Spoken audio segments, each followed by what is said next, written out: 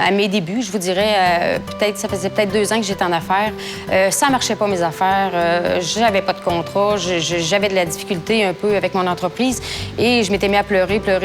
Et je me rappelle d'avoir été voir mon père qui était chez lui. Mon père, ce qu'il m'avait dit, la petite phrase que j'ai retenue en 10 minutes, c'est « Sophie, si c'était facile, tout le monde le ferait ». Alors, je vous dirais que j'ai carrément arrêté de pleurer. Je me suis regardée un peu dans le miroir. Je me suis dit, oui, je suis capable de le faire. Je suis capable de retourner à l'usine puis de soulever les montagnes puis d'y arriver. On est très fou quand on est entrepreneur, même pas un peu. On est très fou.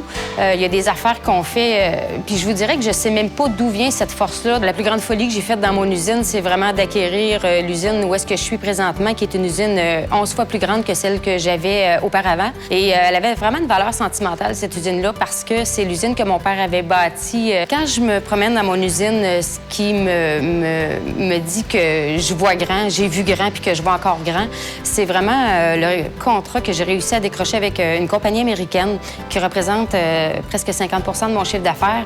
Alors, quand je vois les gens travailler là-dessus, ça me fait un petit velours. Je suis contente, je suis fière de moi. Ce client-là est arrivé un matin en me disant « Oui, c'est beau, on y va. On est parti sur un Dyson. » Ils m'ont passé la commande des matrices, des moules, des pièces d'acceptation, les pièces de production.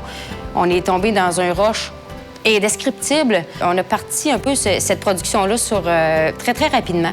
Donc, avec les moyens du bord, les moyens qu'on avait, alors il reste à vraiment organiser cette production-là quand tu es persévérant. Les embûches, tu les montes une par une, puis tu finis toujours par y arriver. Si tu n'as pas la passion de ce que tu fais, je pense que tu réussiras jamais. Il y a toujours la lumière au bout du tunnel, même après un coup dur.